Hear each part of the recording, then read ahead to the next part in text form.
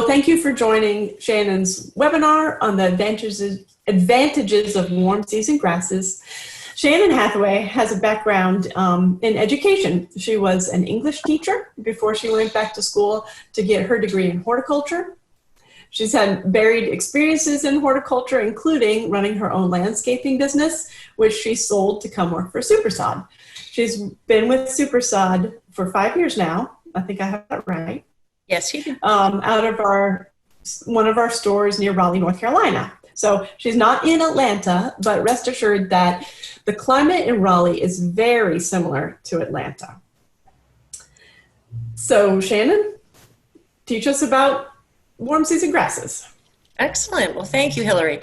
And welcome, folks. The class is called The Advantages of Warm Season Grasses and the Maintenance Secrets of the Pros. I know you all have lots of questions, and rest assured we're going to cover a whole range of topics. So if you could bear with us a little bit, we'll answer as much as we can, as quickly as we can. As Hillary mentioned, I'm the installation manager at Super-Sod of the Triangle that covers the Raleigh-Cary area in North Carolina. I did this presentation for the Raleigh area, and we've modified it so that it is specific to the Georgia area. So let's get started. The topics we're going to cover today: the historic origins and modern uses of the American lawn, why you should choose warm season grasses, grass selection. So we'll go into the specifics of each variety of grass that we sell that is a warm season grass. We'll talk to you about turf maintenance. Nick will then come on and talk to you about the robotic lawn mowers. We're going to talk to you about the advantages of soil cubed compost. And if you hang in there till the end, we have some coupons and special offers that I encourage you to take advantage of, because this is prime warm season grass time. And nothing makes it easier to maintain than our robotic lawnmowers. So we really want to, give you some deals on those things. So let's get started. The historic origins of the American lawn. Initially, the reason the lawn became a status symbol was that it was used for grazing sheep. So in my live classes, I ask people for a show of hands, and I suppose y'all can do your raise your hand here, but how many of you have sheep? Usually I don't see any hands raised. I don't today either. But the reason it was a status symbol was the larger your lawn meant the more sheep you have, meant the more prosperous a landowner you were, and therefore you had greater status in the community. Very few of us at this point have sheep or goats that we are grazing. The other origins for the large lawn was to harvest the grass or the wheat or the timothy that was grown on it for winter feed for your livestock. But most of us don't have sheep anymore. So for us, the American lawn has remained a status symbol, but for very different reasons. More modern uses for the lawn include recreation, so a place for the kids to play, gathering spot for your neighbors to come over for a cookout or for a big family event, or for the dogs to run and play. And we want a grass that handles the way you're going to use it. So we'll talk about which ones are more traffic tolerant and which ones are more attractive just to kind of look across and enjoy. So you really, when you're choosing a grass, there are a lot of factors to keep in mind, but one in particular is how you plan to use that lawn. Another excellent modern use for the lawn is negative space in design. You can certainly plant every square inch of your yard. I've done it. It's a huge mistake. It's very difficult to maintain and makes the yard feel claustrophobic. So from a design standpoint, it's better to have a balance of negative space and positive space. Positive space is The planting beds that you have, the landscape features, walls, walkways, patios, decks, that sort of thing. And the negative space is the lawn. It's very calm, quiet, open, and provides a backdrop for some of those features in the landscape instead of jamming everything together to fill up the entire yard. Negative space is important for calmness, for serenity, for enjoyment, really, because if you consider a public garden, even so near us we have Duke Gardens. Duke Gardens is filled with just absolutely beautiful planted gardens, but they have huge rolling lawns there too, because that balance is important.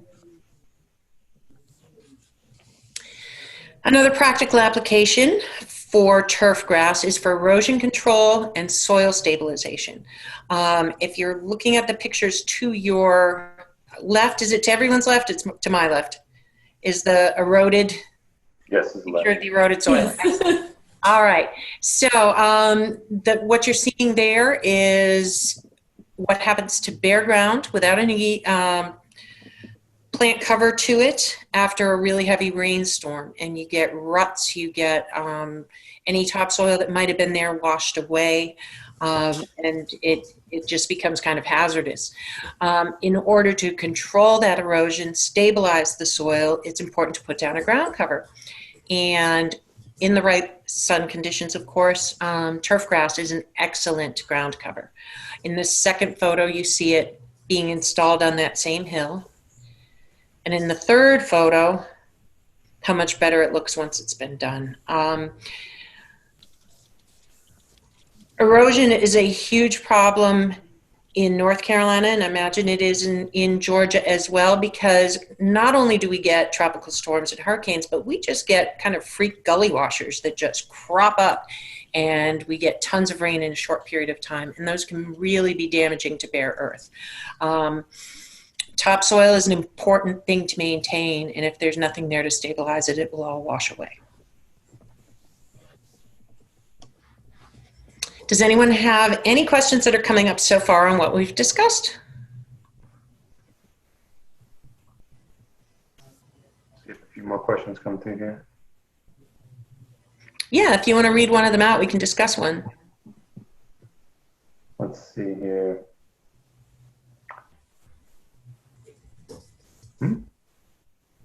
Is all grass turf grass? No, so there are certainly grasses, wild grasses and grasses that are grown, that are in the Gramineaceae, if I've said that correctly, family that are, so if you think about miscanthus or pennisetum, those are grasses that can get up to hedge height, that can get very, very tall. Pampas grass is one that some people are very familiar with. So those are more features in the landscape, can be used almost in the same way you use shrubs or perennials. Turf grass specifically refers to grasses that are mowed and kept as a lawn. Right. Gramineaceae and Poaceae, actually. So. And we have a question from Chris. With erosion, how much soil amendment is needed to put down sod? It's going to depend on the quality of your soil in the first place. So if it is fairly decent soil, then adding a layer of compost, and we certainly recommend our soil cubed compost, at about 1/4 of an inch or so should be fine. If it has been eroded away to just raw clay, subsoil, rock, then you're going to have to go heavier. If you think about grass roots, it depends on the grass, but generally you want a good 3 to 4 inches of loose soil to put it into. So if it's just going straight down on compacted soil, think about those tiny little delicate plant roots trying to get in. They're going to have a really hard time. So loosening that soil up, amending it, adding compost, and then adding your sod is very important. If one other thing to mention, if it's on a slope, a couple of things: you want to lay the sod horizontally across the slope and lay it like brickwork, so it's staggered seams, so you don't have any downhill running seams. And you may want to use sod staples to secure it to the slope, because it would be terrible if you put all that work into it and that night you got a gully washer and all your hard work ends up at the bottom of the hill. So we're going to move on to the next section. So why choose warm season grasses? I'm sure you're all familiar with the fact that Georgia is a warm season state. Very, very warm in the summers. Fescue is a cool season grass. It doesn't make sense here. Warm season grasses are better suited to our climate. They have greater drought tolerance. They are more able to recover on their own. And what we mean by that is if an area is damaged on a fescue lawn, fescue is a clumping grass. It cannot send out runners, and we refer to those runners as stolons and rhizomes. If they're underground, they're rhizomes. If they're stolons, they're on top of the ground. Warm season grasses put out either stolons or rhizomes or both, and can spread and repair a damaged area that way. Fescue can't do that, and that's why every year you have to aerate and overseed your fescue to repair the areas that were damaged by traffic, drought, heat, disease, etc. And the warm season grasses absolutely thrive in that summer heat. Before we went on the air here, we had a question about zenith zoysia. That lawn that you're looking at is a zenith zoysia lawn that we installed, I think, maybe 3 years ago. And it's like the picture postcard lawn in that neighborhood. I'm always sending people over to look at it because it looks fantastic. And that homeowner takes really excellent care of the grass. So let's look at each of these concepts, the reasons why warm season grass is a good choice. Let's look at them all these ideas specifically. So for example, drought tolerance. If you are wondering if you should switch from fescue to specifically Tif-Tuff Bermuda, at Super-Sod.com we have the Tif-Tuff water calculator.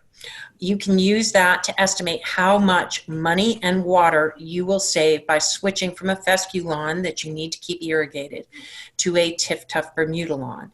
The stats you see here were based on an 8,000 square foot lawn in Cary, North Carolina.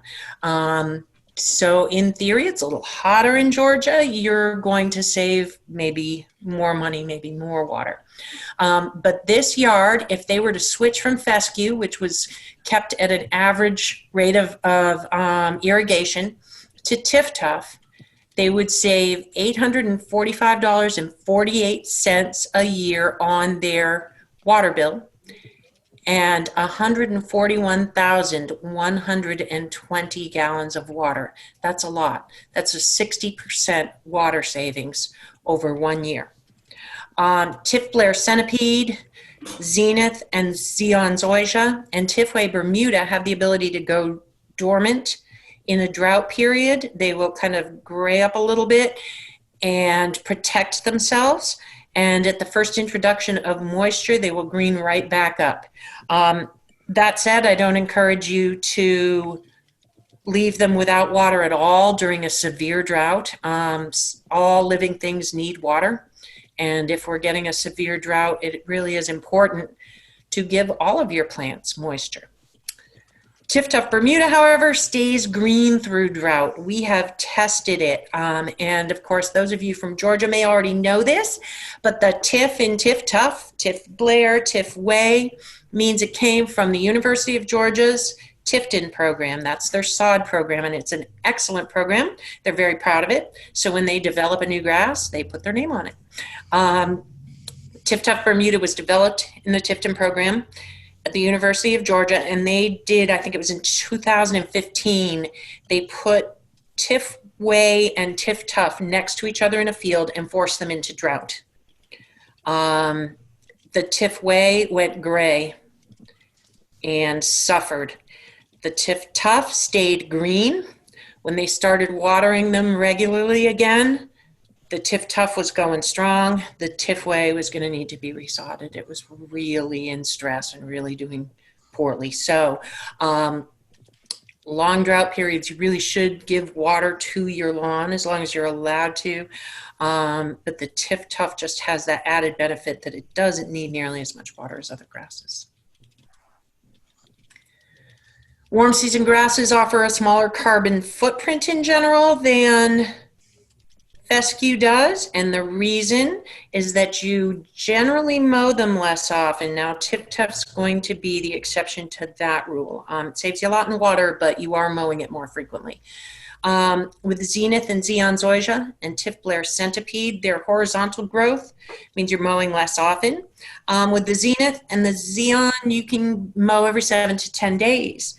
With centipede, you can actually get away with mowing every 10 to 14 days. So that gives you more time with family, less time running the mower. But Tiff-Tuff is an exception to that. Tiff-Tuff, because it is so resilient, it grows very, very quickly. And so it needs to really be mowed every 4 or 5 days. All of these grasses you're going to keep generally quite a bit shorter than you would fescue, but we'll get into specifics on that in just a minute. As I mentioned, Georgia has a warm climate. Fescue's a cool season grass. Everybody's familiar with the planting zones. So North Carolina, for example, zone 7, Georgia zone 8, and that's for choosing perennials, vegetables, trees, most of your bedding and garden plants. It's important to pay attention to that. We also draw similar maps for grasses, and the grass zone map has a curve that goes from Atlanta to Charlotte up to Raleigh. And I know they're not in a straight line, but it's more of a jet stream line. And south of that line, it's very, very difficult, and you probably shouldn't grow fescue. North of that line, it's a little easier to grow fescue. But, you know, we're right on that line, and if in the Atlanta area, and so it really becomes a challenge to keep fescue going. We describe fescue as a somewhat temporary grass, and that refers back to the idea that it cannot repair itself. It requires annual aerating and overseeding to repair those damaged areas. While your warm season lawns are what we at Super-Sod call lifetime lawns. And that means you put it in once, and if it's well maintained, you won't be overseeding, you won't be having to put it in again over and over like you would with fescue.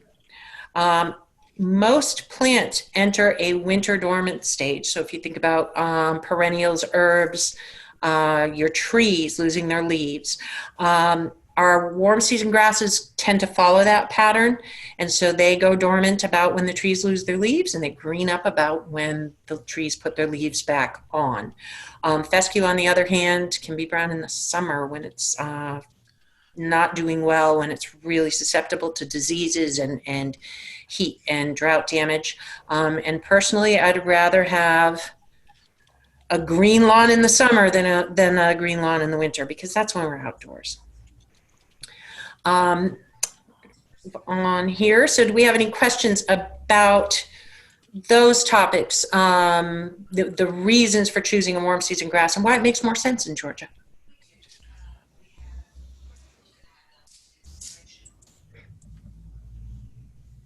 Shannon, we are getting a lot of questions that will be answered coming soon. down. Yeah, let me remind you folks, we're going to get into specifics on these grasses, care on these grasses, and then specifics on maintaining them in the automower and all of that. Can I mention one thing? Absolutely. Because I accidentally hit something that I shouldn't have. Okay. Somebody had asked about if we did deliveries into Tennessee, and we do into some areas of Tennessee. Some areas. And, yeah. So we do some areas of Tennessee out of Cartersville farm we deliver, and then Hendersonville, North Carolina delivers into some areas of Tennessee. So yes, if they'll contact us and let us know what part of Tennessee they're in, we'll see what we can do. Very good. Thank you. Other questions?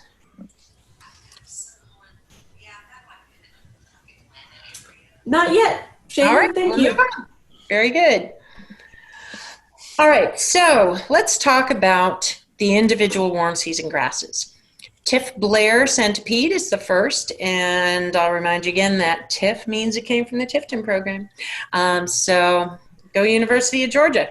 The advantages to it, it's often called the lazy man's grass or eco grass because you're putting down fewer chemicals, you're not watering very often, and you're not mowing very often. So it can be one of the easiest grasses to maintain.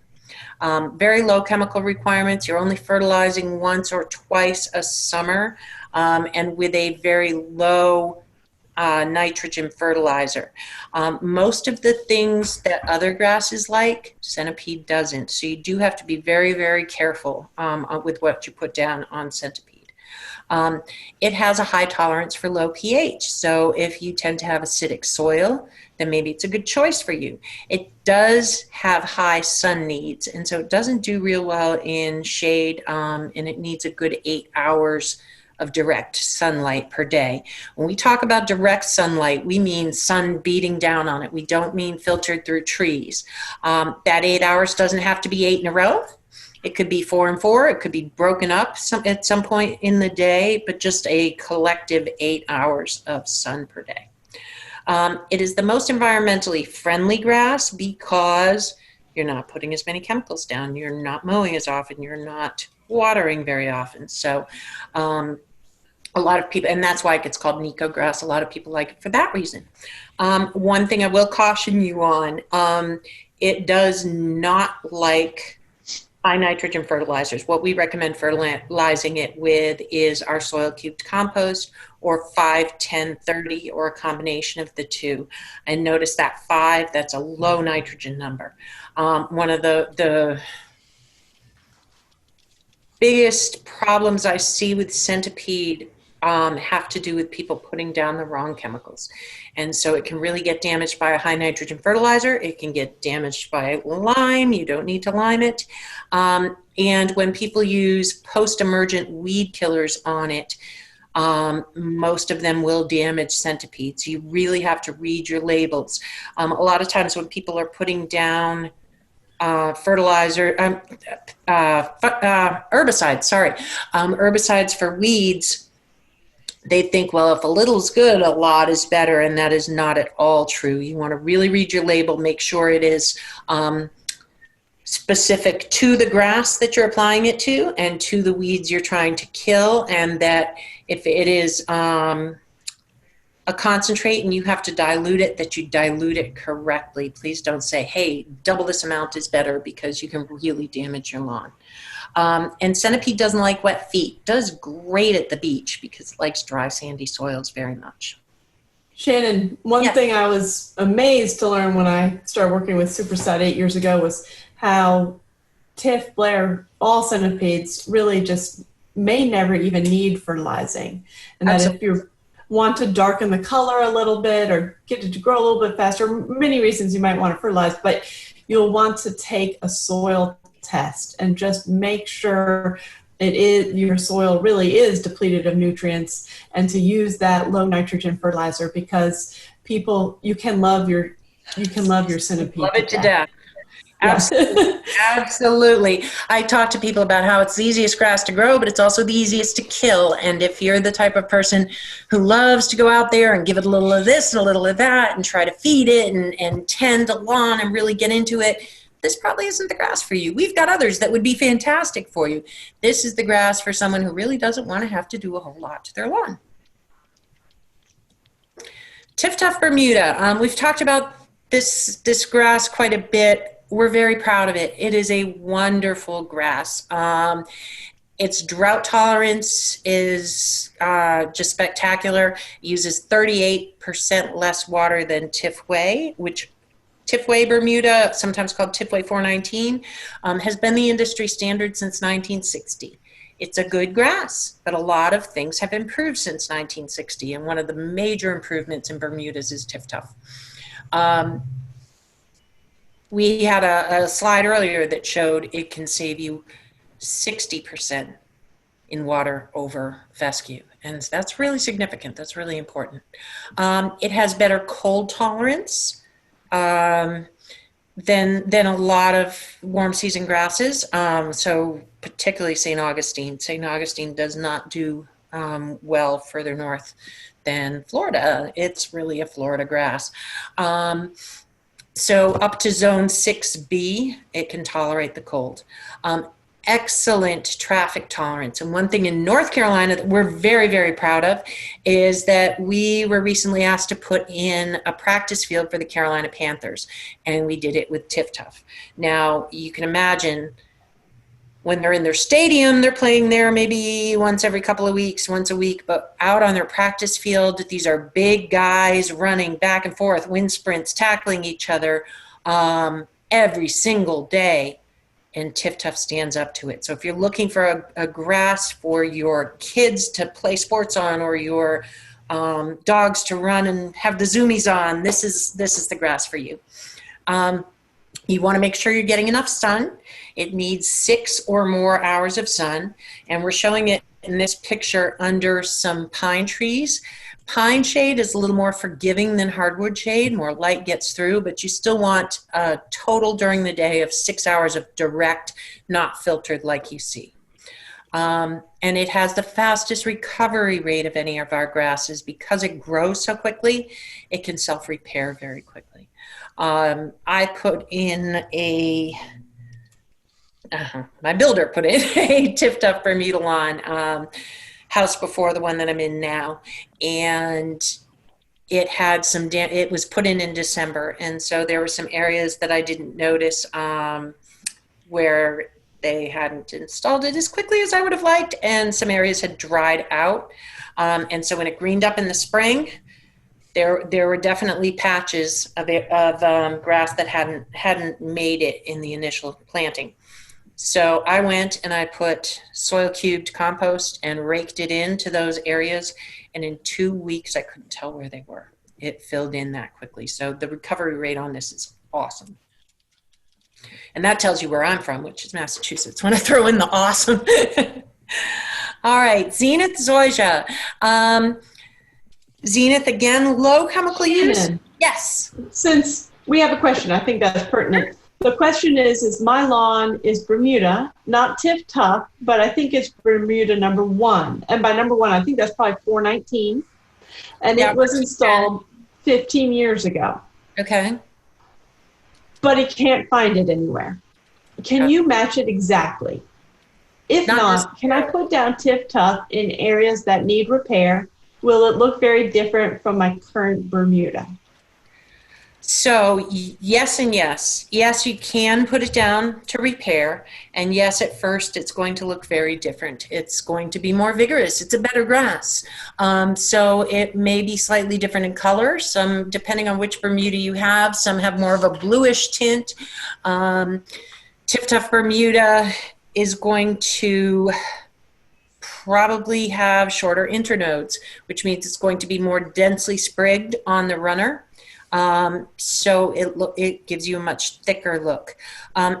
After a while, those will grow together and blend, and in the battle of the fittest, Tif-Tuf will win and will fill into other areas. Now, I can't promise it'll crawl from your front yard to your backyard, but you will see some blending. But the short answer is yes. Yes, the color is going to be a little bit different.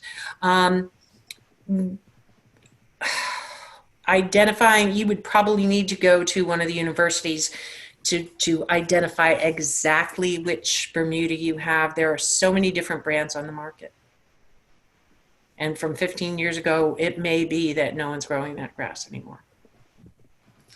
So going to the Zenith, better cold tolerance than the Bermuda, so up to 5B. Zoysias all have very dense root systems, so they choke weeds out better than any other grass. They green up a bit earlier. Zenith zoysia is a wide-bladed zoysia, so it looks like a short fescue. Soft underfoot, vigorous growing, but you're mowing every 7 to 10 days, not every 4 or 5 like with the Bermuda. It's got some shade tolerance. Again, like the Tiftuff Bermuda, it needs 6 or more hours of sun per day. It has a real luxurious feel that's soft on your feet. And with that wide blade, so I was at a client's house and he was asking me to put in fescue in June. And I said, I'm sorry, we won't do that.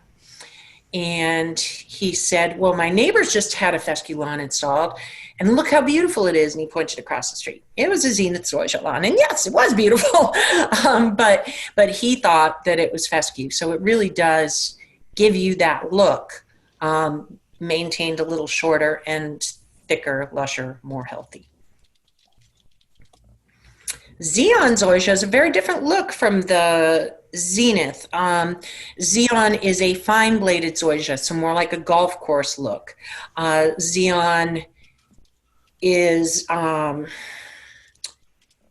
the densest rooted of the zoysias, so really effective if it's healthy and it's maintained well at choking out weeds. Again, low chemical use, cold tolerance up to zone 5B. And when I say low chemical use, zoysias, you're only fertilizing twice a year, Bermudas 3 times a year. It's more disease resistant, greens up a little bit earlier than the Zenith.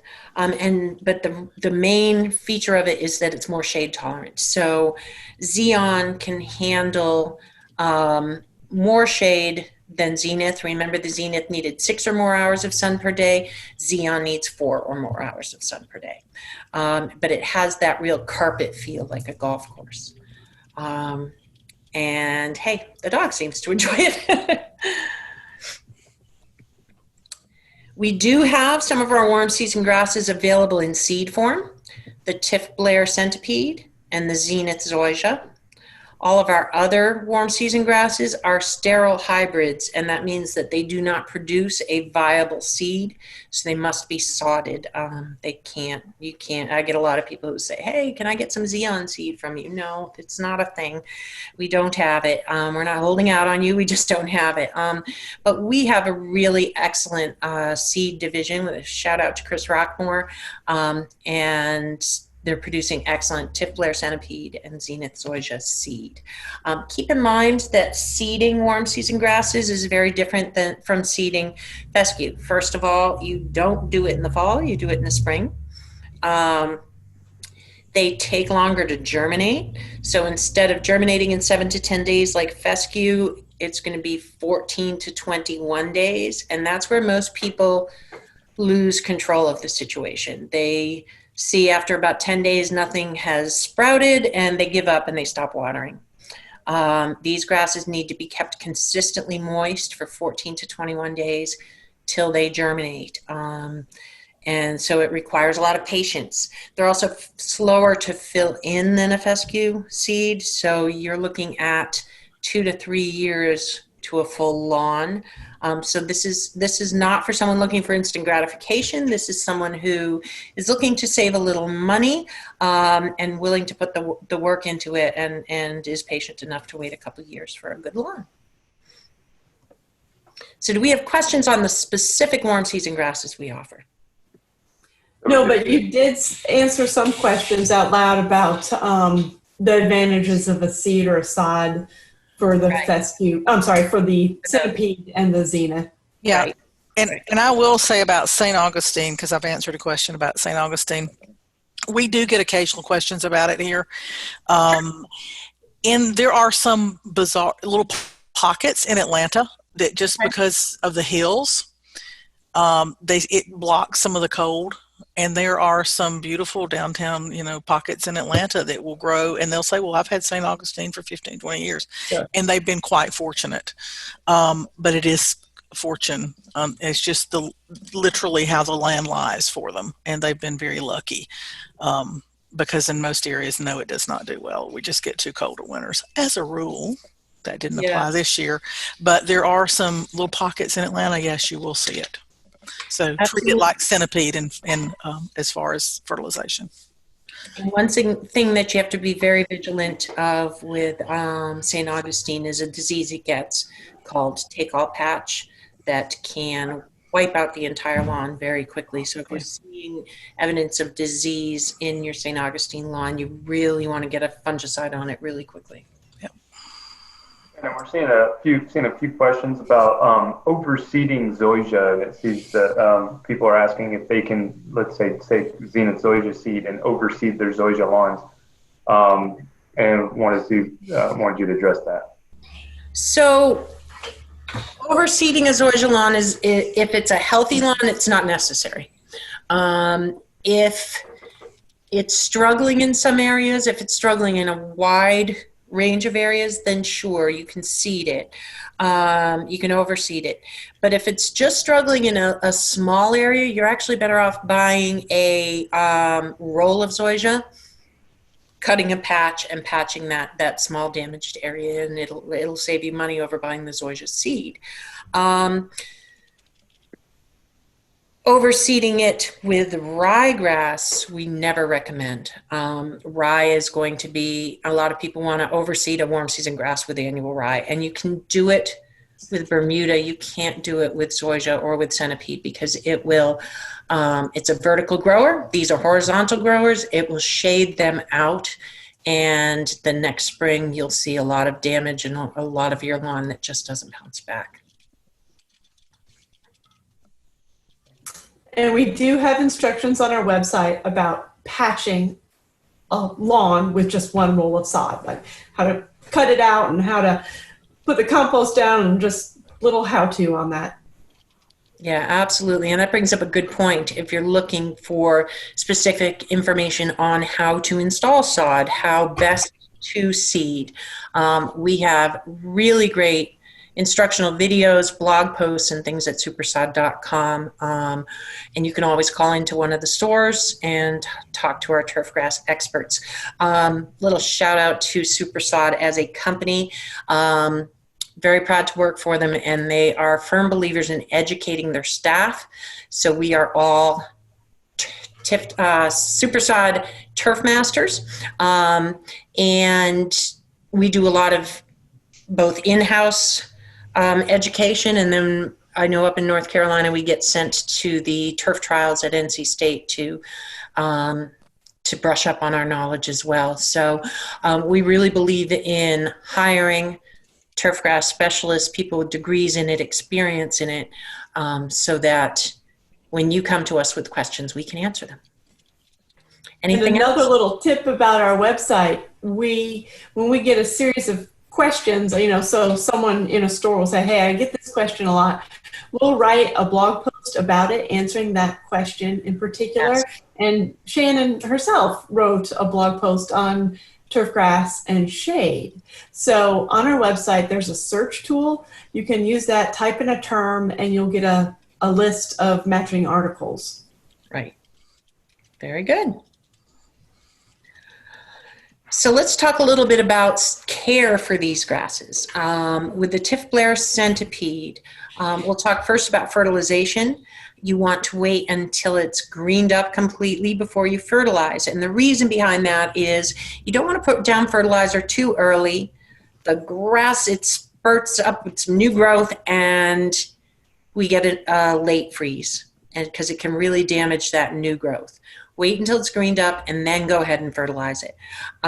If you're seeding in the spring, we recommend applying 10 pounds per 1,000 square feet. 1,000, right? Double checking that. Yes. Yeah, 10 pounds per 1,000, sorry. 5, 10, 30 plus iron. And notice again that 5, that's your nitrogen number. You want it really low with centipede. It's important.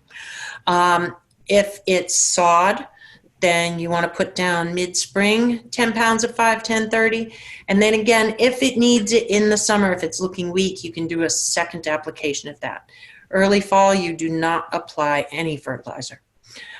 With weed control, you put down in early spring a pre-emergent for grassy and broadleaf weeds. But if you're seeding any grasses, you don't put the pre-emergent down because it will kill the seed and affect the seed, and the grass you're trying to seed will not come up. You can apply Post-emergence for broadleaf weeds on centipede, but you have to be very, very careful. Check the labels. Make sure it says it's safe for centipede, and make sure you, if it does say it's safe for centipede, that you apply it at that exact rate. You don't want to over-apply anything on centipede because it is very sensitive. Again, early fall, you can put down a pre-emergent to get the winter weeds. With Tiff Tuff and other Bermudas, again, wait till it greens up, till fertilized for the same reasons. Because Tiff Tuff grows so quickly, it needs a lot of food. Think of it as the athlete of grasses. It needs to carb up. So in the late spring, you're going to put down 7 pounds of 16-4-8 plus iron, and note the high nitrogen number in there. These grasses love nitrogen. In early summer, repeat that. Late summer, one more time. And then in the fall, 10 pounds per 1,000 square feet of 5-10-30. Note the low nitrogen number on there. That's because we don't want a lot of leaf growth in the fall because, again, frost can be damaging. But that is really to get it to establish a good root system. That's why the high final number on there. For weed control, pre-emergent for grassy and broadleaf weeds in early spring, and then post-emergence as needed throughout the spring and summer. With those post-emergence, make sure you're applying them directly to the weed. It's not something like the pre-emergence where you apply it kind of broadcasted across the whole lawn. It's something that you're spraying specifically on the weed to target the weed. And again, in the fall, that pre-emergent to get the winter weeds. Shannon, I'm going to interrupt you again with a question from Jordan. He's wondering about having Bermuda in the front yard and fescue in the shadier backyard and the different types of care on those. Okay, so there really are different types of care. And a lot of people do it. If you think about, your house, you're going to have different, grass is the outdoor flooring, right? You'll have different flooring in your house. You may have, hardwoods in the living room and tile in the kitchen or something. You have a threshold, right? So you want to have a threshold of sorts, something that divides those grasses, because otherwise that Bermuda is going into your fescue. It's going to take a little more care. You're going to have to mow differently. So I would set your mower on its fescue mowing height first and go mow the fescue. Then drop the blade, go mow the Bermuda, and you're going to mow the Bermuda twice as often as you're mowing that fescue generally. And when you're done mowing the Bermuda, take a blower, it takes you about 30 seconds, and clean out the undercarriage of that mower. Even wash it down if you can. Because if you then go back into the backyard to mow the fescue, you're going to be distributing Bermuda. If you haven't cleaned the mower, you're going to be distributing Bermuda throughout your fescue. So if you're trying to keep a really pristine fescue lawn in the back and a pristine Bermuda front yard up in front, make sure to clean your mower between one lawn to the next. You're going to fertilize them at very different times. 16-4-8 is the fertilizer that you use, but not at the same time. And you're going to use about the same regimen for your weed control, but that fall pre-emergent that you'll put down on the Bermuda, you will not put down on your fescue, because you're going to want to overseed your fescue in the fall, and the pre-emergent will stop those fescue seeds from rooting. So it just requires a little more vigilance, a little more care for moving from one lawn to the other. Thank you, Shannon. And I want to point out that these maintenance charts are on our website under each different grass type. So you can look these up again if you haven't done a screenshot today. The zoysias, you're fertilizing only twice a year, which is nice. So, a little less chemical application. And that's because they're a little slower growing than the Bermuda. Again, you wait till after it greens up to fertilize in the spring. You'll put down, once it's fully greened up, 7 pounds per 1,000 square feet of 16-4-8 plus iron. And again, midsummer, the same application. In the fall, you do not put down fertilizer, but it is important to put down fungus control. I know in North Carolina, we're seeing a lot of lawns that have woken up this spring, zoysia lawns, that because the homeowner forgot to put down that fall fungus control, they had some damage from large spot or large patch disease over the winter, because we had, I don't know about you guys, but we had a very wet, warm winter, which was perfect breeding ground for fungus. So you don't notice the damage until it starts to green up and you see the patches and patterns of the disease in there. So that's something that's really important, is to put that fungal control down in the fall. With the Xeon zoysia, you put for weed control, you put a pre-emergent, Xeon and Zenith rather, you put a pre-emergent down for grassy and broadleaf weeds in early spring, and then post-emergence as needed throughout the spring or summer. But again, if these are properly cared for, they're so densely rooted that you're not going to need as much of the post-emergent. It shouldn't be as big a problem as it would be with another grass. And pre-emergent again in the fall to get the winter weeds. And Shannon, with this slide, you answered a lot of questions that came in. People with zoysia lawns seeing some problems this spring, and usually it's because fungal control was not applied in the fall. Right. Or they put it down and we had a heavy rainstorm right afterwards that diluted it or washed it away. So you may have put it down, but the timing was unfortunate, not your fault. We can't control the rain, but if you do put down fungal control and it pours down rain right afterwards, you may need to reapply it. We've seen the same effect with the pre-emergence because of the heavy rain, I think. Exactly. They're diluted and washed away. If you're laying warm season grasses in the summer, that's a great thing to do. That's when they're actively growing, and they can be laid all summer long. Folks who are used to laying fescue say, "Oh, it's going to be too hot." They love it. They love it. But make sure you're putting down adequate water. You're really watering the heck out of them in the first 3 to 4 weeks. And so we have a technical term for it: water them until they're squishy. Because people say, how much water, how many minutes, and how many minutes should I be watering it with an overhead sprinkler or with a irrigation system? Everybody's water pressure is different. So you want to make sure that if you lift up a roll of sod, when you're first trying to figure out the timing, hey, what's, with my sprinkler system and my water pressure, what's the best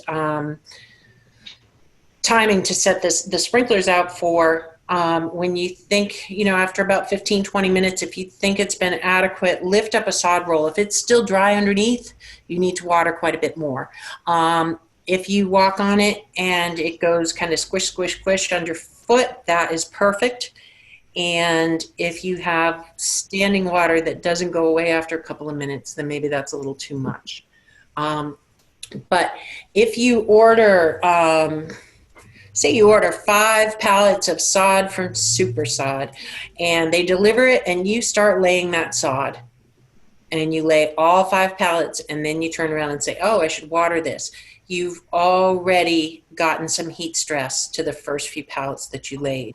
So what we recommend is every half pallet, stop, take a break, and water what you just laid in. Then lay the next half pallet, take a break, water it in. That's really going to make a difference.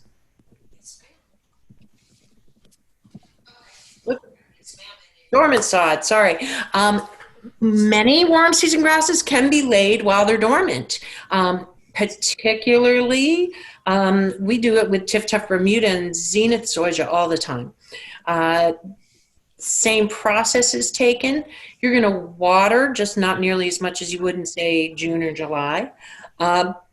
but it is a living thing and it does need water to survive. So a lot of people who lay dormant sod think it doesn't need water. It does, just not as much as if it had been done in the summer.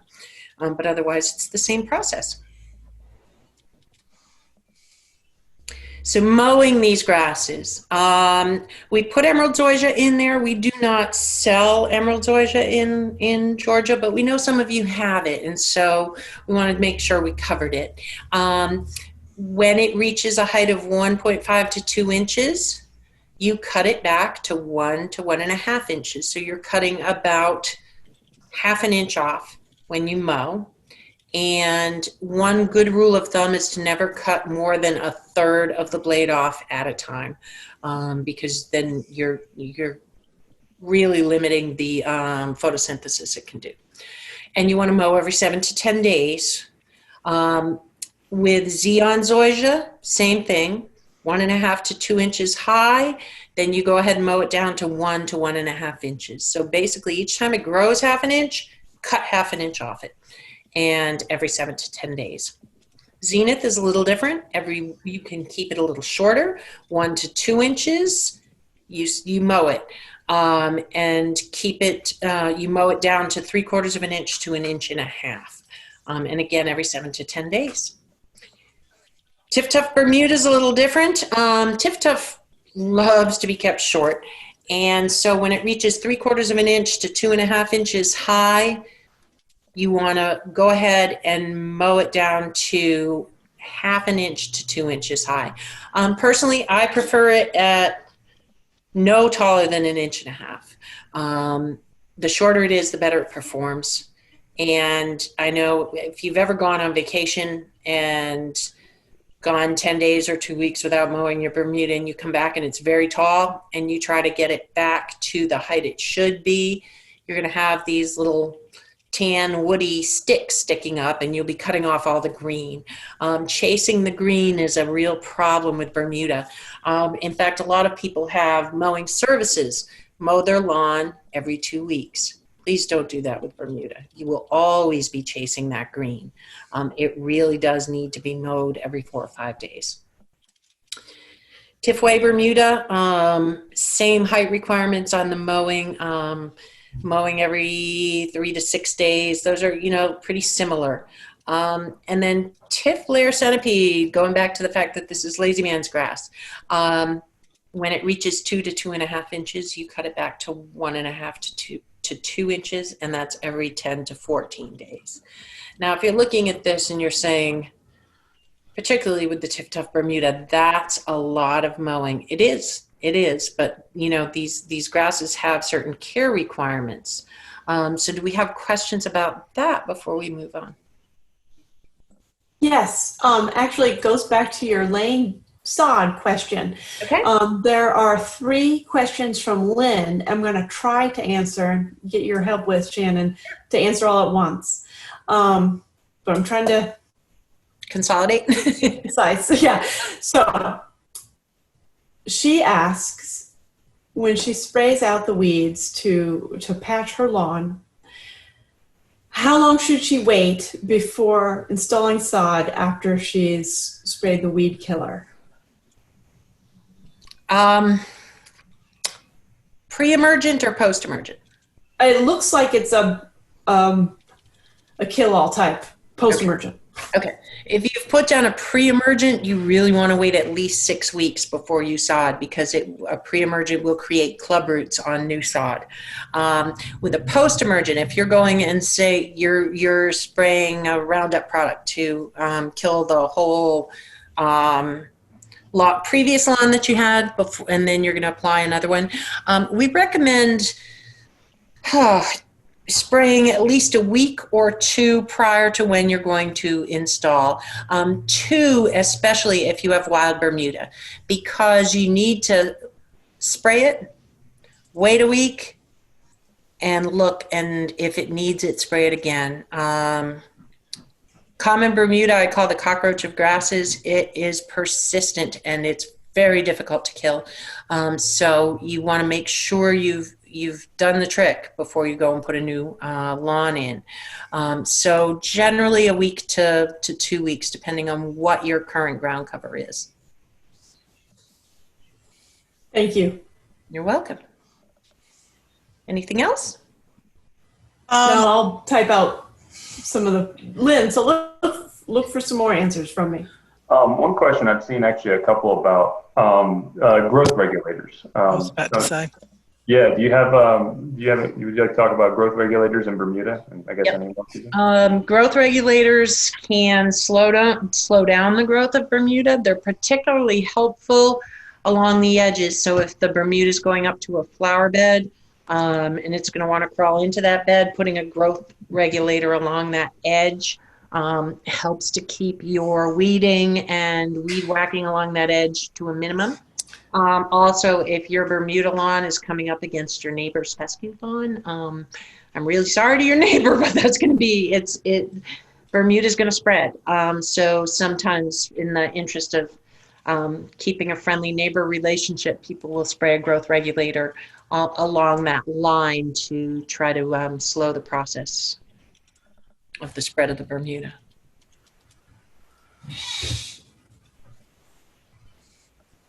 Anything else? Right. So, like I said, with the Bermuda and particularly the Tiff-Tuff, that's a lot of mowing, right? And it gets real specific on what height should you be mowing it. And I get a lot of questions on, should I bag my clippings and stuff? And I'll talk about that later. But we have found the best way to mow your lawn. And Nick Sagnella is going to tell you all about it. We call him our robot overlord. Everybody. Yeah. Thanks, Shannon. And I've seen a couple questions about it. So if you can't see the people who's talking, you can make a little adjustment on the top right of the video. You see somebody talking on to see who you're to adjust who you're looking at.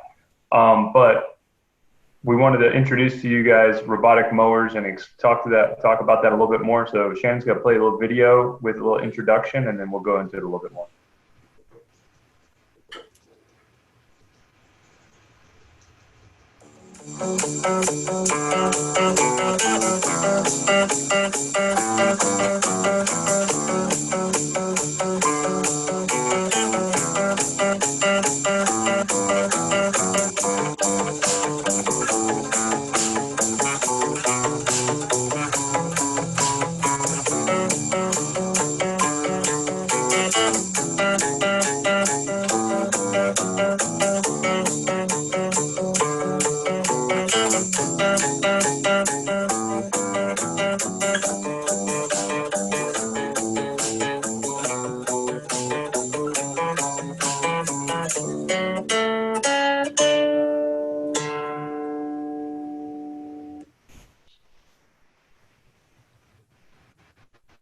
All right. You go to the next slide for us, Shannon, there. I'm trying. Oh, okay. All right. There we go. Cool. All right. So what is a robotic mower? So as you saw there in the video, they're little robots. They're battery powered, and they're designed to mow your lawn very frequently, and to keep your lawn perfect. So that is what they are designed to do, and that's why we love them. The reason is because they will keep your grass perfect, better than you can, because its only purpose in life is to maintain your lawn perfectly. So what they do is they mow just a little bit at a time. They go out, mow a little bit at a time, and keep track of your lawn, taking a little bit of grass off every time it goes out. So they're similar in how they operate to robotic vacuums that you probably are familiar with. And if you have a robotic vacuum, you can appreciate that that crumb-free floor every morning if you let yours run at night, versus having to get out there and sweep twice a day to achieve that. So it's a similar thing for your lawn. Your lawn is always perfectly mowed, and therefore it's healthier because only a little bit is being taken off at a time. So, and on top of that, you can you don't have to do it yourself. These things, the robotic mowers, they take care of it without you having to intervene. As long as your kids don't like to hit the stop button or try to ride them every once in a while, like mine do. What I was going to show you here is just how easy it is for us for you to keep a perfect lawn. We'll show some pictures here in a moment to kind of give examples of why it works or how it works or what it does. And you can see in the video, if you're looking at my screen, this is my personal robotic mower. Kids named it R2D2. And I'm going to hit start. And this is me mowing my grass. We'll wait for that little thing to turn green. It'll tell me it's going out from its base station to go resume its mowing. There we go. My lawn is being mowed right now. This height setting I have, it is on at about 1.4 inches. I've tipped up Bermuda. And that's how easy it is to mow my lawn with a robot mower. And that's why we like it, because they'll just ensure that you're able to keep it perfect and healthy, like Shannon was talking about. Keeping your grass mowed frequently is always better than doing it less frequently. So if the more frequently with Bermuda and Zoysia particularly, you're not going to hurt it by mowing it more frequently. It's going to stay really thick. Even on our farms, when we are, especially when we're preparing to harvest sod, we mow it much more frequently to keep it nice and thick. The other some of the other benefits is that some people are asking about POA. That is a very common question in the threads that I saw today. While POA is very difficult to manage with any means, the heat will take care of it, but robotic mowers, they will keep the appearance of POA away. You can keep it at a low height, and it'll always keep the tops off of it. So putting out those little flowery seed heads, you'll be able to keep that appearance down so it doesn't look as unsightly until the heat comes and takes care of it for you. The other thing that I saw a lot with Zoysia and thatch, that is a big question I saw. One of the biggest ways, the best ways to manage thatch in Zoysia is to mow it frequently and mow it low enough, mow it properly.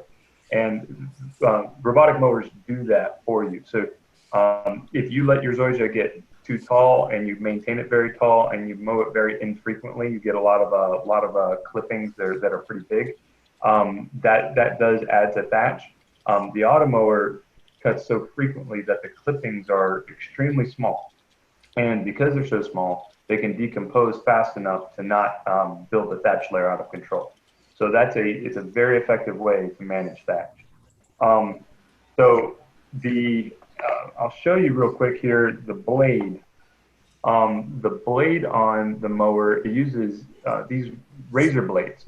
So it uses 3 of these. I don't have a mower with me right now, but these razor blades are what cut your lawn. They're pivoting, and only a little bit of it is showing at a time. So they're very safe. The mower is able to shut the blades off if it comes in contact with anybody or anything and gets lifted.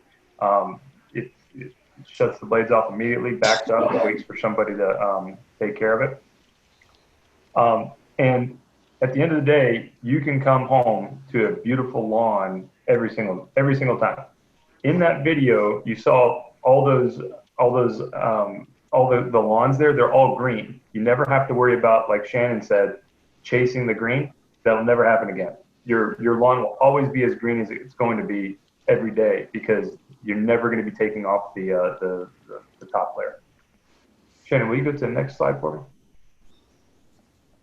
And we'll go over some questions here in a little bit. I don't know if they're piling up here. I'm not looking at them here, but thank you. So these are some examples here of lawns being maintained by automowers, and this is in our area. These are our customers. So actually, in the top right, that's tipped up Bermuda, maintained about 1 inch on a Little League baseball field, and you can see how thick it is. You could drop a key on it, and it just sits there like carpet. That's something that would take, if you were going to achieve that with a real mower, doing it yourself, you'd have to mow it 3 or 4 times a week in order to do that. But the automower does it without breaking a sweat. So that's something that you can have access to in your yard. On the left, that's Zoysia, and that backyard is maintained. That's a used backyard. You see the playground back there. That house, they have dogs and kids. and their zoysia looks like that. And the automower keeps it. I think this guy uses it, keeps it about 3/4 of an inch tall, and he never has to do it himself. So it's one of those things you just couldn't do. It's very impractical to do by yourself. And bottom at the bottom right there, you see a Bermuda lawn side by side with the neighbor and one of our folks that have a robotic mower. Same grass. One is going to be chasing that green very shortly when they go to mow it. It's going to be nice and yellow right after they mow it, and the one on the left is always gets to experience that nice carpet look. So that's in short. That's why we love it, is that because it's going to mow so frequently, it keeps the grass healthier, so it reduces the need for the stress on the grass, which will help with disease, lower your fertility needs overall, and just overall allow you to enjoy your lawn more days of the year and time in your life than normally. Nick, one of the questions I get a lot is how safe are these with pets and kids? Now, you mentioned that the picture to the left, that they have pets and kids. So tell me about the safety features. Yeah, so great question. So what happens with the mower? First of all, I showed you like those blades. They're pivoting razor blades, and they're covered with a special cover that prevents them from being fully exposed. But if it bumps into anything or is lifted, it shuts the blades off immediately, and it cuts power to it immediately. So because they're low mass, it doesn't allow the blades to continue spinning once you pull up if you were to pick up the mower. But it shuts off the blades, and it waits for everything to be safe, and make sure that it's set down back on the ground, checks everything, and then continues on its way. But it'll always shut off those blades immediately if anything happens, like it's lifted or something like that.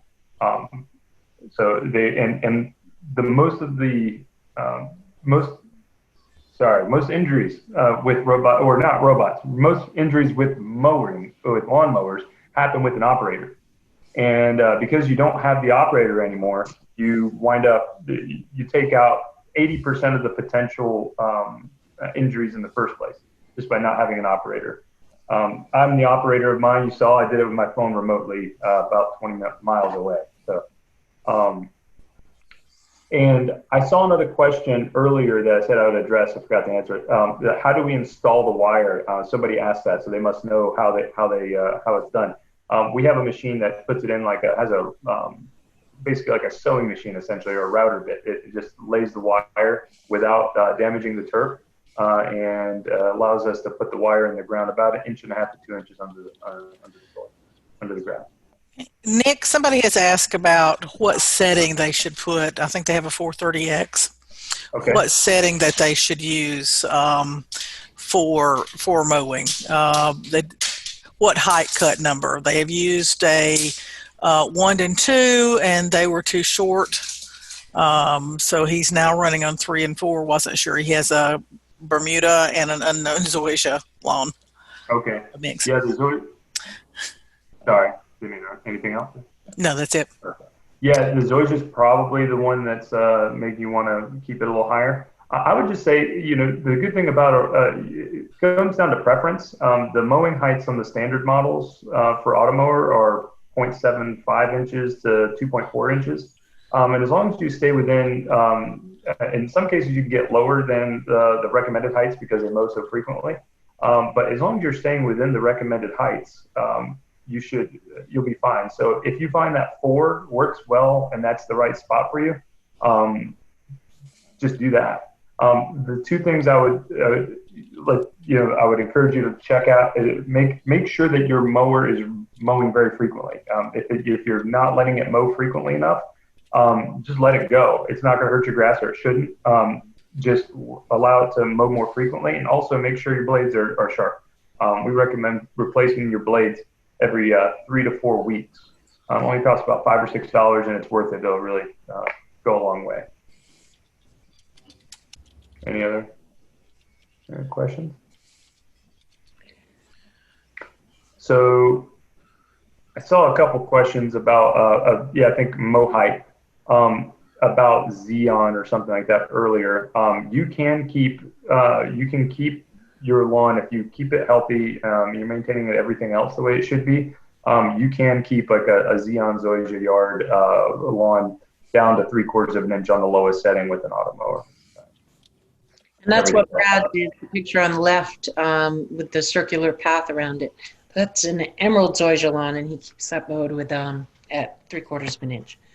Yeah, it'll look phenomenal. Brad is our general manager here in the Raleigh area, and we used to hold Augusta up as perfection. Oh, I want it to look like Augusta. I get clients who say, oh, I want it to look like Yankee Stadium or Fenway Park, and how can I do that? And I used to say to them, you need staff. Those places are maintained by full-time staff 8 hours a day. But now we don't have to tell them that. You can get an automower and have it maintained by full-time staff 8 hours a day or more. I know when I was growing up in the age of the Jetsons, we imagined that robots would be humanoid and they'd push the lawnmower around the yard, or they'd push the vacuum cleaner around the house, this humanoid robot. And we're now at the reality of robotics being available to homeowners, and they're not the person pushing the lawnmower. They are the lawnmower. The lawnmower is the robot. Right. Be imagined. Yeah, it's a fun time to be alive. Absolutely. One last thing, I'll address one last question I see, and then I'll go and answer all the questions, as many as I can here in a moment. But I saw about theft. They are GPS tracked, and they have a PIN code that if somebody tries to lift them up without putting the PIN code in, it'll scream at them and shock them into wanting to put it down. Not shock them literally like electricity, just it'll surprise them. And it's a GPS track, so you can see exactly where your mower is at all times. If anything did happen, that's my backyard. We have over 500 of them out there, and we have not lost one to theft over 3 years. So, thank you. I'll give it back to Shannon here. Thank you for your questions. I'll go back and I'll answer them in the Q&A. Thanks, Nick. These are becoming more and more popular as people realize that they're saving them a lot of work and giving them much better results than they can get mowing on their own. We've mentioned a couple of times the soil cubed compost. This is, we've talked about our grass products, the sod and the seed that we produce on our farm, and we pride ourselves in being farmers. We are farmers. We're in agriculture. We also make our own soil cubed compost. So clients often ask me, well, how much soil should I put down? And one of the first questions I'll ask them is, how is your soil? Is it nice, rich, dark loam? Most say it's not very good. It could be clay soil, sandy soil, rocky soil, but only the very fortunate have a great base of topsoil and compost built up on their lawn. So I'll ask the client, have you had your lawn tested? Have you had your soil tested? And I highly recommend that you do that. Generally, you can get it tested through the state or through your county extension service, and they'll send you a report back, and I'm going to have one of those up in a minute so that you can see what the report looks like. And I'll ask them what the HM% is, and that means humus matter or organic matter in the soil. Ideal HM% in your soil is 5%. I've been in this industry for over 25 years and sent in thousands of soil samples. I've never seen a 5%. The best one I saw was 3.6%, and that client got a hug because I was so excited because I'm kind of a soil geek, and that was the best soil report I'd seen. The worst soil report I've ever seen, you're going to see in a second, it was when I built a brand new home in Durham. And so, yes, I had the worst soil I'd ever seen. Soil is the most important aspect of growing plants. Without a healthy root system, they cannot reach their full potential. And the roots need food. They need nutrients. They need good, healthy soil. If you don't have wonderful soil, adding soil cubed helps your soil get the nutrients that it needs and the organic matter that chemical fertilizers can't offer. We make the soil cubed on the farms. We make it with grass clippings, wheat straw, and cow manure. We have it set up in windrows, and we have machines that go through and turn it constantly to keep it churned. We inject it with beneficial microorganisms and water to keep it moist. We keep it at over 165 degrees to kill pathogens and seeds. And it is OMRI listed for organic vegetable gardening. So OMRI is the Organic Materials Research Institute, and it's very difficult to get OMRI listed, so we're quite proud of that.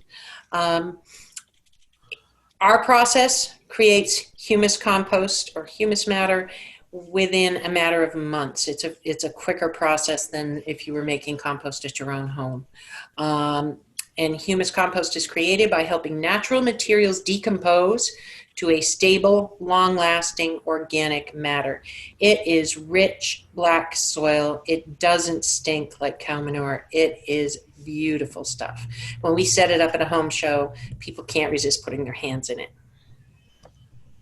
So there's my lovely soil test report from the house I built in Durham. I'm now in a new house in Chapel Hill, but it's actually an old house in Chapel Hill, and it actually has much better soil than this. But I took a soil sample right before they put my sod down, and you can see that was in 2017. Came back with an HM percent of 0.04. Now, that's not 4%, that's 0.04%. And remember, I said 5% was ideal. It was pure clay, raw red clay with no organic matter in it, no brown, no nutrients, nothing. And so I had to improve that soil to get anything to grow. And so I brought in quite a bit of soil cubed to get my grass growing and to get my planting beds established, my vegetable beds established, because the soil that was there was very sterile subsoil, not good for growing anything. Soil cubed compost is an important component when you are laying sod. So we recommend you mix it with the top layer of your existing soil, and just raking it in is usually sufficient, but you want to remember to loosen that soil up before laying your sod. And if you're looking to DIY your sod installation, we have an excellent video online on Super-Sod.com. It takes you to a YouTube video, and it shows you step-by-step how to install sod properly. We recommend 1 cubic yard of soil cubed for every 500 to 1,000 square feet of sod. That's for every 1 to 2 pallets. So it's not going down in a thick layer. This is a nutrient layer. This is food. It goes down at about the rate of a 1/4 of an inch across the top. If you've already got a lawn installed, but the soil beneath it isn't very good, top dressing your lawn can be a real time and money saver for you. You don't necessarily want to tear that whole lawn out and start over again. Instead, you can aerate and then top dress the lawn. When you aerate, you're pulling those plugs of soil out. The compost is getting down to the roots. So we've got a little sample picture there that shows you the center dark section that was top dressed with soil cubed, and that's a Bermuda lawn, and that lighter section around the edges wasn't, and you can see how much it improved it. Soil cubed can take the place of one of your fertilizer applications per year.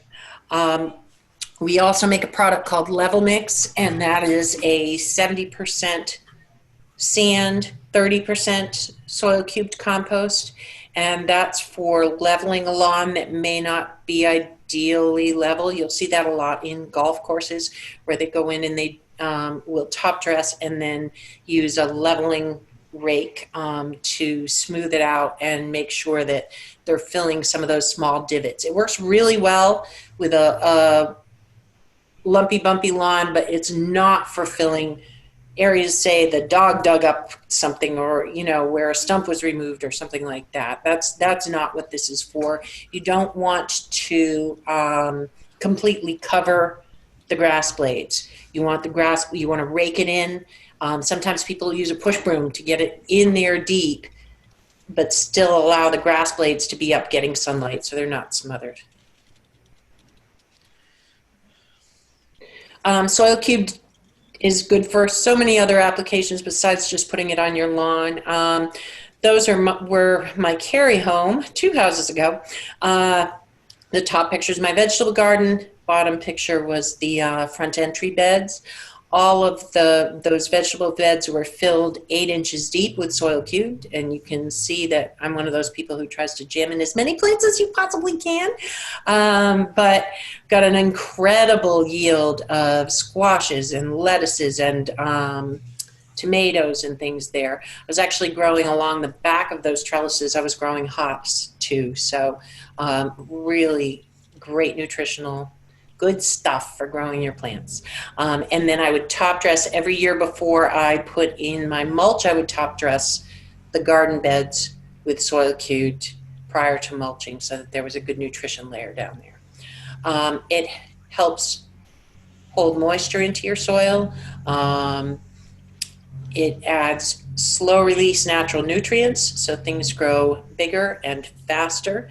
It gives micronutrients in there that are not available in chemical fertilizers.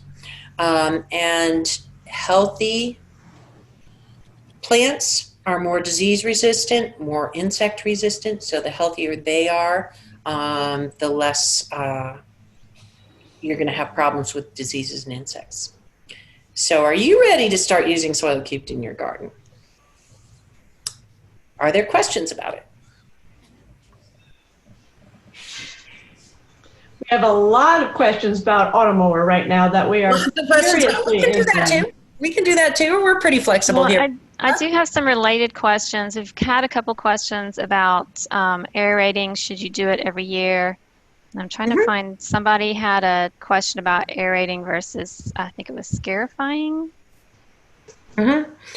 So aerating a warm season lawn should be done after it's fully greened up. You don't want to do it ahead of time and again stimulate new growth during its dormant period. But after it's been installed for 1 year, it's great to go in, aerate, and top dress. Some people do it every year. Some people do it every 2 to 3 years.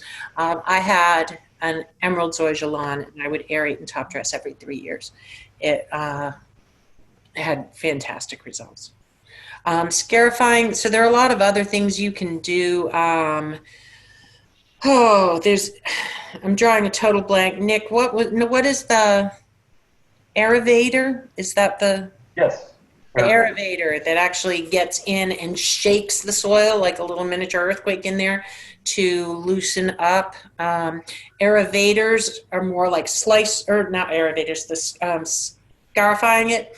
You do more like by slicing through roots. They're all good. What I really like about aerating is it's pulling the plugs of soil out, and then you go and put the top dressing in, and that fills those the holes that from the plugs that you pulled out, fills those holes with compost getting all the way down to the roots.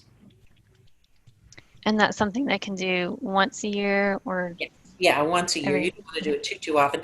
One of the things that we've noticed is when clients have done it, they panic because they look at their yard and it just went from looking very smooth and very nice to really chewed up, and they say, oh my goodness, I wish I hadn't done that. It looks terrible.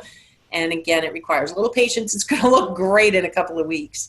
But yeah, it goes through a little rough period when it's first been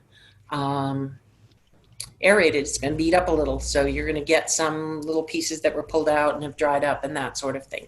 But you just keep mowing regularly, and within a couple of weeks, it'll be gorgeous.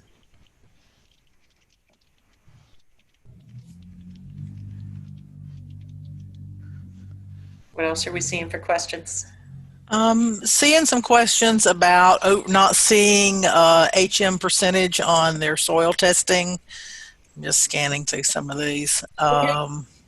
See a couple of about that, and then about how much, what do we need to do to raise their pH a point, like from a 5.5 to a 6.5, you know? Okay. So I'm very familiar with the North Carolina's Department of Agriculture and what they do, what our soil test results look like. If you would like to forward that person's question to me, I'd love it if one of you could send me an example of a Georgia test, just to make sure. See, first of all, if I can find where the HM percent is, or if that's something they don't test for. Okay. Can I just have them forward to you? Yeah, absolutely. Okay. Awesome. Absolutely. That'd be great. I'll help them out with that. And then the other part of the question was about pH. Right, raising it. When your pH is tested, if it is centipede, it likes a lower pH, but most grasses like a pH of 6.5 to 7. And if you get your soil tested, they should tell you right on there where how many pounds per 1,000 square feet of lime they want you to put down. If we went back to that slide where it showed mine, I needed 80 pounds of lime per 1,000 square feet to get to the correct pH. That's a lot of lime. That's an awful lot of lime because my pH was so low. So generally, you know, if you're liming every year, the bag of lime is going to tell you what the average application is, but it's really important to know what your pH is, so you know, you may have to double or triple that depending on what the actual reading of your pH is. So to raise it 1 point, you need to do about an average application, which is going to be, we've got a 50-pound bag covers, I want to say 10,000 square feet. It depends again on the variety of grass though. Shannon, we had a shout out from Randy saying, love soil cubed, have used as a top dressing. Great. Excellent. Thanks, Randy. Also, regarding the soil test, there's been another question about getting a soil test done with the UGA labs closed. We use a lab called Waters Ag Lab. It's a private lab, and they use a different method for extracting the tests. So you can find them online. The price is comparable to UGA, and you can request an organic matter test as part of that. Excellent. I actually do pH tests in my office. It's not set up exactly like a lab, but I will do them for clients in here, for our North Carolina clients. And I think it's called, hold on 1 second, I'll get the box. I think it's Forestry Resources or something that we mail order it from.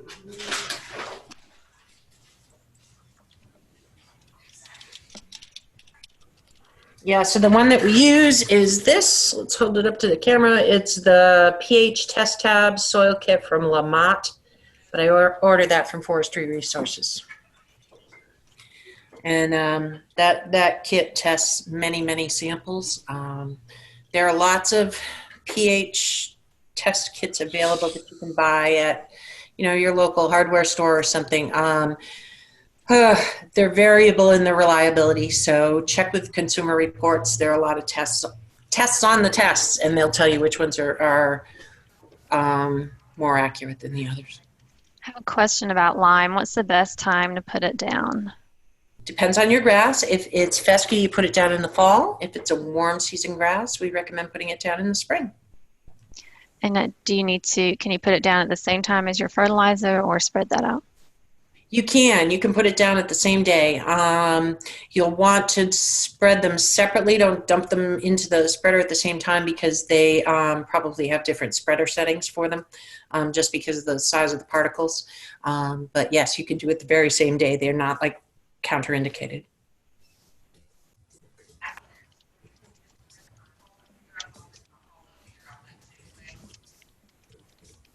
All right, we're gonna move on here a little bit. I promised you some deals, so I'll let Nick explain this one since it's on the robotic mowers. All right, yeah. Thanks, Shannon. We, for attending this Shannon's talk, we're offering a $200 discount for any of the Automower X-Line models. As long as you purchase it by Friday, or at least, get on the books by Friday. That's just 2 days. Just mention Shannon's talk. If you're interested in this, you should reach out to us. Go to Super-Sod.com and reach out to us to your location, your nearest location, or you call us, however, and we will make sure you get that $200 discount if you get to us by Friday. No obligation, just to call and ask, and we could take a look.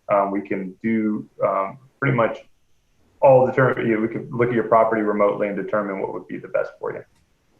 Absolutely. And then let me move this over here. We're also offering a special on the big yellow bag of soil cubed, $20 off, and it's ideal time to think about using that for top dressing your warm season lawns. You can order online at soilcube.com and use the code Shannon202, or you can call our toll-free number and mention Shannon's talk. The big yellow bag delivery will be at the end of May when it's the appropriate time for you to be top dressing. And again, putting in the order with this coupon needs to be done by Friday, April 24th. So that's this Friday. We have a new feature. Shannon, Melissa is asking. Oh, sorry. Melissa is asking, does that only test pH? I think the box you showed. Yes. Yeah, that's just a pH test kit. It doesn't do anything else. Okay.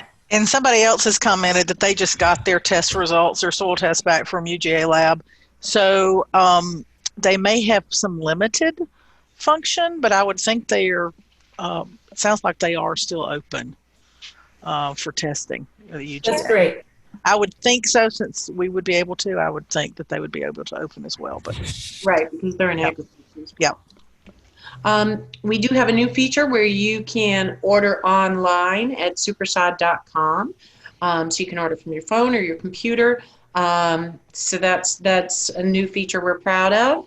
And if you do, you'll see a screen like this that lets you choose from our bare spot erasers, which that's a really great deal on Tip Tough Bermuda combined with the soil cubed to you get one pallet of Tip Tough and one bag of soil cubed for $3.99. It's a pretty significant savings. Or you can order our different sods online. Depending on your area, the pricing will be right there on the website for you. And we have locations from North Carolina to Georgia, 7 farms, 13 stores, and so an unmatched availability and selection and availability of grass. We ship throughout Georgia, South Carolina, and North Carolina, and a little bit of Tennessee, as mentioned earlier. So if you have questions, please contact us. You can call us toll-free.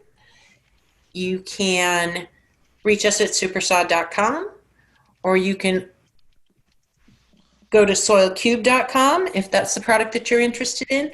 You can come into one of our stores, you can call the stores, or you can order online. We are easy to get a hold of. I want to thank you for your attendance. Really appreciate your time today. We know that everybody's really busy and there's a lot of options to choose from in podcasts and webinars and things like that. So we're really glad you're here. customer service is really important to us, and we'll stay on and answer some questions if you folks have questions. All right. Let me ask one thing. Somebody asked if questions and answers are going to remain available so they can see them after the session ends, so they can go back and read answers. I don't know. Are those question and answers going to be available? We'll look into that. Okay. All right. Thanks. Great.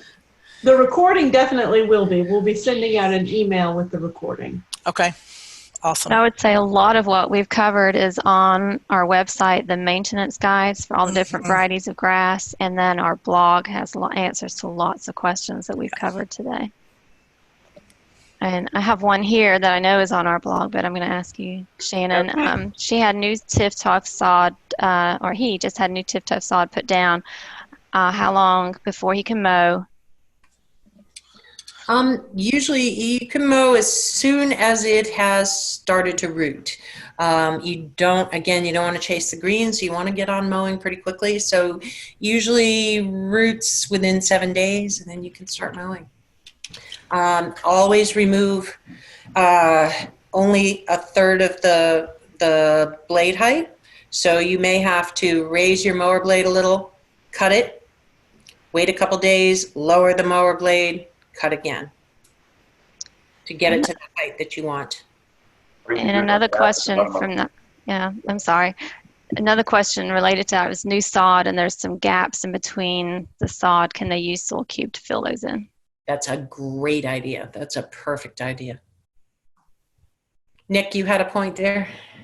Oh, I was just interjecting about how easy it was to change the mowing height on an automower. So shameless plug in there. Absolutely. Absolutely. A lot of people, yes, we're farmers, but a lot of people don't realize how techy we are. We're really proud of our tech. And so right now we're doing remote consultations in North Carolina. I don't know if you're doing them in Georgia, but where we can use software to get a bird's eye view of your property and measure. We have just excellent resources, a call center. It's not your grandfather's farming company anymore. This is a real high tech business, and we're proud of that.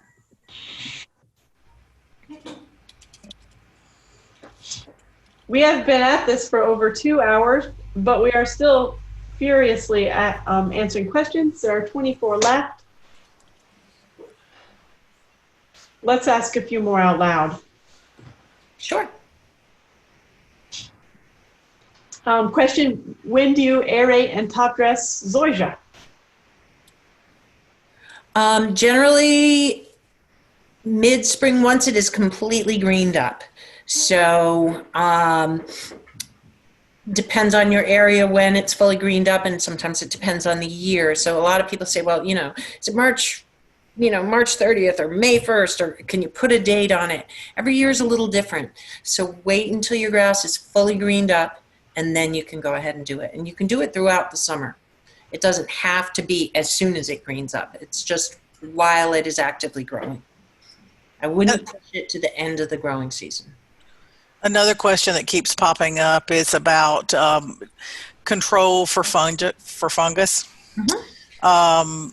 If it's already present, given that it's best to apply something like Headway G in the fall, but they've got fungus now, can you just give a quick recap of what they should be doing and when?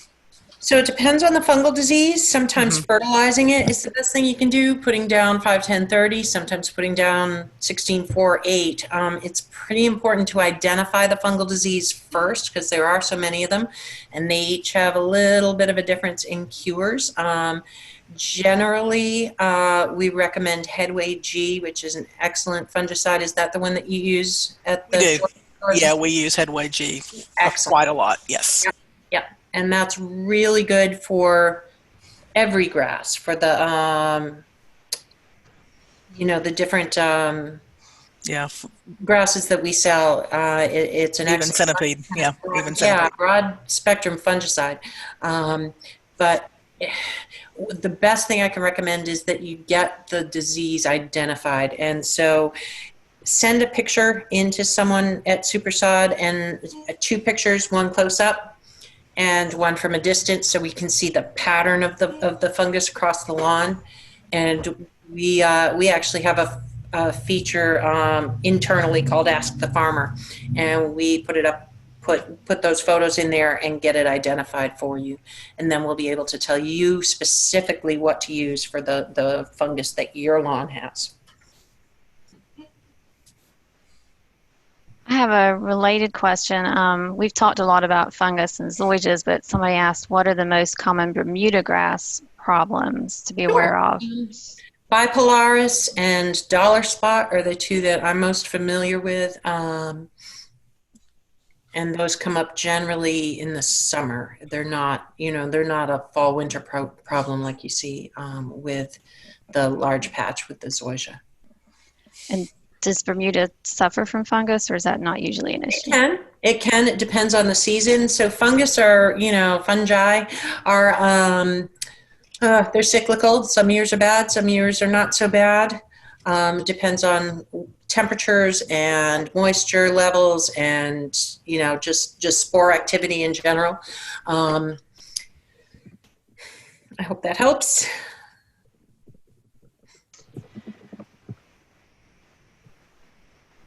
Shannon, there's been a lot of questions about killing Bermuda out in zoysia lawns.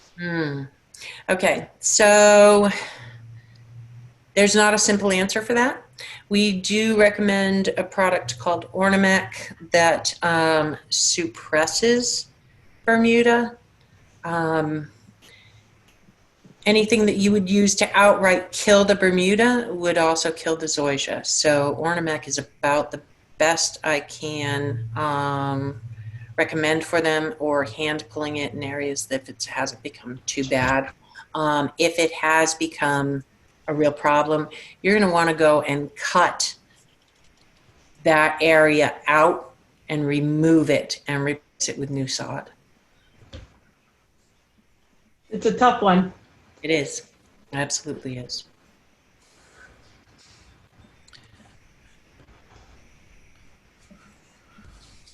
Anything else? Stephen asking, can you talk about treating for grubs and insects?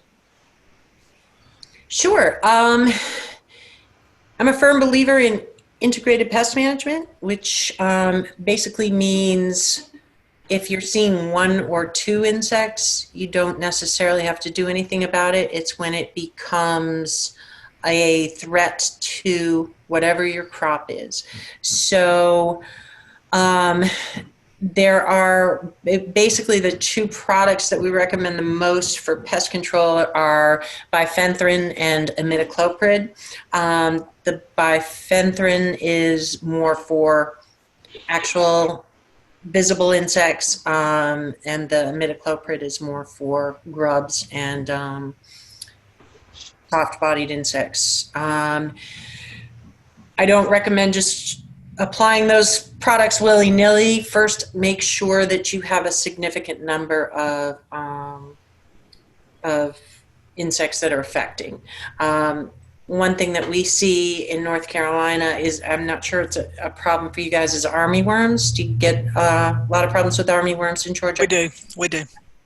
So armyworms are particularly dangerous because they march like an army. They eat straight forward, and you'll notice all of a sudden just rows of your lawn are getting killed off. That's usually an indication it's armyworms, and you do want to get some imidacloprid down on them pretty quickly. They are easy to find.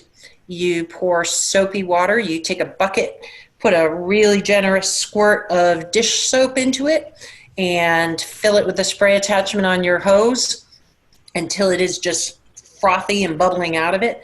And then you pour some of that onto the leading edge of the affected area. So what I mean is where it's already brown and now there's some new green in front of it. And if you have armyworms, they're going to come floating right up to the top. And you'll notice them. It's Google has made it really easy to identify things now. So if you Googled armyworms, you'd see a really good picture of them. But one of the really good identifying factors is that they have an inverted letter Y on their foreheads. And that makes them pretty easy to identify. You want to identify the pest first. You want to make sure it's a significant threat to your grass. And then, again, look for the pesticide that kills that pest and its safety information, knowing that it's safe for your grass, because that's really important. Lynn asked for you to spell that that pesticide treatment, and I know that the fenthrin is kind of easy, but I don't know how do you say the other one? It's pretty much exactly as it sounds. Oh Lord, I'm gonna mess it up. IMIDACLOPRID. That's just in the active ingredients. It's much easier to just go.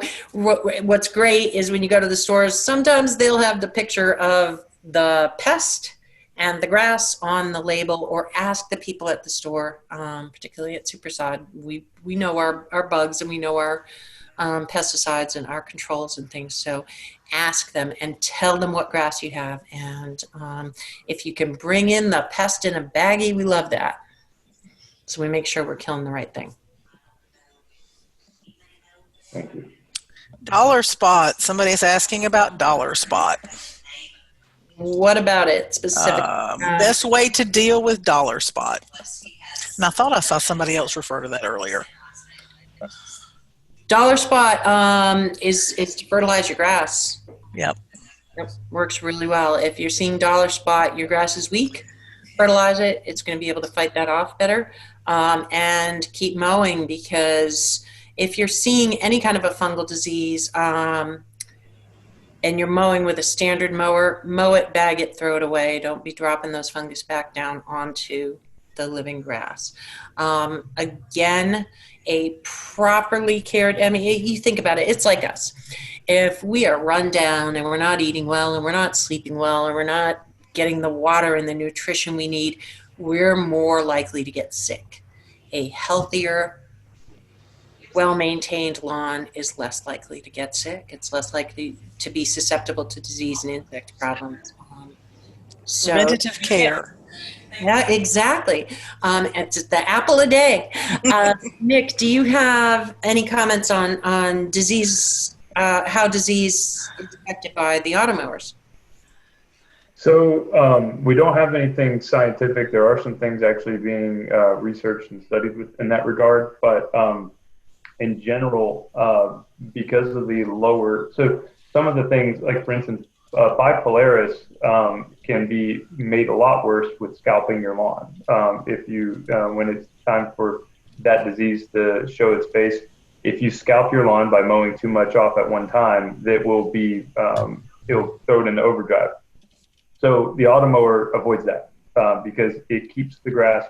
It takes that one stress factor that that most people normally deal with, is scalping your lawn, takes that out of the equation and helps your grass, just like Shannon was saying, to be the healthiest it can be to fight off disease, and it does help. So we do see less disease in automower maintained lawn. Do we have one that can cut hair? Because boy, do I need a haircut right about now. I'm sure there's something out there. Yeah, something like the Flowbee or something. Yeah. I don't want a robot cutting my hair. I'm not that confident. No, I'm not that brave. Oh, other questions, folks? I'm answering my last one. We're down to some that I think were just people with a little bit of follow-up information, that because of the large volume of questions, we kind of lost the original question. Oh, no. Yeah. But I just want to reiterate that we are available on our chat on our website. Every store has Turfgrass experts, and by searching our website with key terms, you'll be able to find our maintenance guides and many other how-to guides as well. And we will be sending out an email this week with a recording so you can watch this again. And I'm going to finish this one, and maybe we can all finish one more, and then we'll call it a day. Terrific. Well, again, folks, thank you so much for your attention and for hanging in there with us. We appreciate our customers, and we're here for you. All of that contact information is up on the screen now. So thank you very much.